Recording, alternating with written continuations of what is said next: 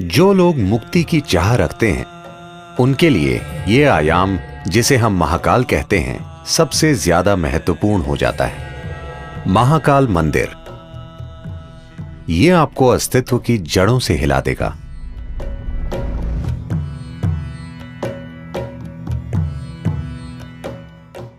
शिव एक ऐसे देवता हैं जिन्हें नाम नहीं देना चाहिए, क्योंकि उन्हें नाम देना उन्हें सीमित और छोटा करने जैसा है। साथ ही साथ उनके कई सारे नामों का संग्रह भी इस अवर्णीय रहस्य को प्रकट करता है।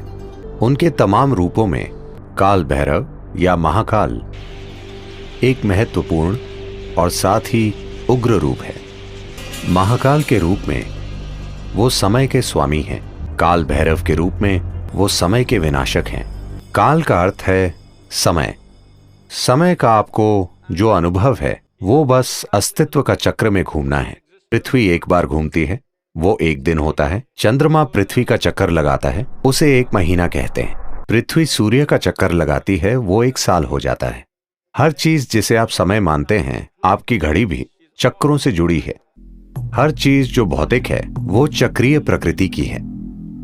अणु से लेकर ब्रह्मांड तक हर चीज जो भौतिक है वो स्वाभाविक रूप से चक्रीय प्रकृति की है, और अपने भौतिक अस्तित्व के कारण और आप जो हैं उसकी भौतिक प्रकृति के साथ आपके जुड़ाव के कारण आपको समय का बोध है। अब आप यहां बैठे हैं क्योंकि आपके पास एक शरीर है, इसलिए वो समय का हिसाब रख रहा है।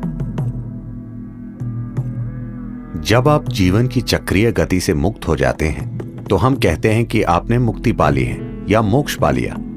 तो जो लोग मुक्ति की चाह रखते हैं, जो लोग मोक्ष प्राप्त करना चाहते हैं, उनके लिए ये आयाम, जिसे हम महाकाल कहते हैं, सबसे ज्यादा महत्वपूर्ण हो जाता है।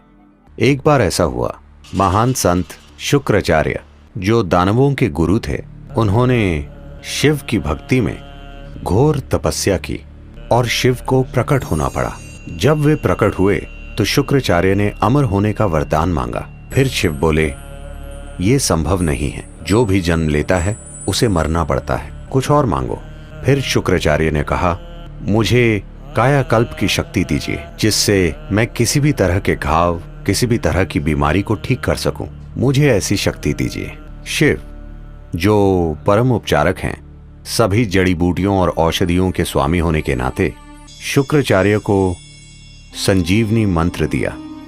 वो मंत्र जो लोगों की किसी भी प्रकार की बीमारी या किसी भी तरह के घाव या चोट को ठीक कर सकता था। जब शुक्राचार्य को यह संजीवनी मंत्र मिल गया तो दानव बहुत ही निडर हो गए और वे युद्ध के बाद युद्ध छेड़ने लगे। सभी दानव जो युद्ध में जख्मी हो जाते थे, किसी भी तरह के गंभीर घाव से, शुक्राचार्य उन्हें संजीवनी मंत्र से ठीक कर देते थे। तो इस वजह से दानवों की सेना एक भी आदमी खोए बिना लगातार लड़ सकती थी। देवता बहुत चिंतित हो गए और उन्हें लगा कि यह बहुत अन्यायपूर्ण युद्ध है, क्योंकि आप चाहे कितना भी लड़ लें, वे मरते ही नहीं, मगर हम मर जाते हैं। तो वे ब्रह्म के पास गए। ब्रह्म ने हस्तक्षेप किया और शिव से कहा, आपने शुक्राचार्य को इस तरह की शक्ति दी है, आपको उन्हें मारना होगा, नहीं तो दुनिया में पूरी तरह असंतुलन आ जाएगा। दानव देवताओं के खिलाफ अनुचित फायदे में हैं।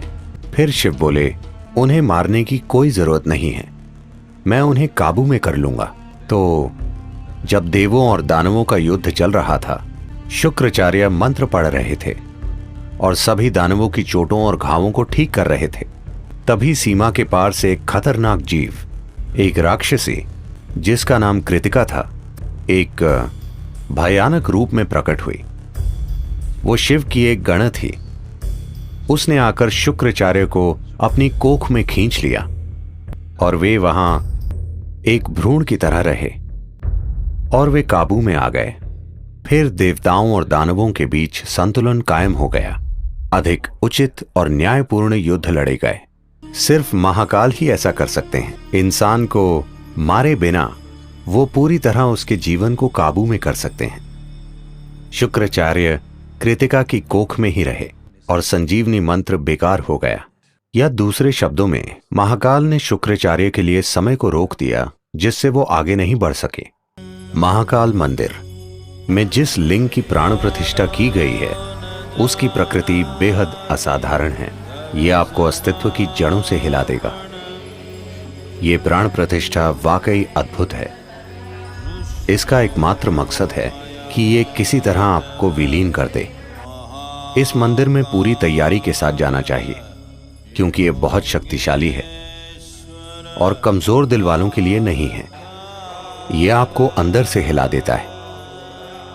हर दिन महाकाल को जो भेंट अर्पित की जाती है, वो शमशान से लाई गई ताजा राख है, क्योंकि उन्हें यही पसंद है और वो जैसे हैं उन्हें वैसा बनाए रखती है। इस महाकाल रूप की मौजूदगी ही ऐसी है कि आपके वहां जाने पर सब कुछ विलीन हो जाता है, सब कुछ जलकर राख हो जाता है। इसका अर्थ है कि आप भौतिक से मुक्त हो जाते हैं। यह आपको परम मुक्ति की ओर ले जाता है।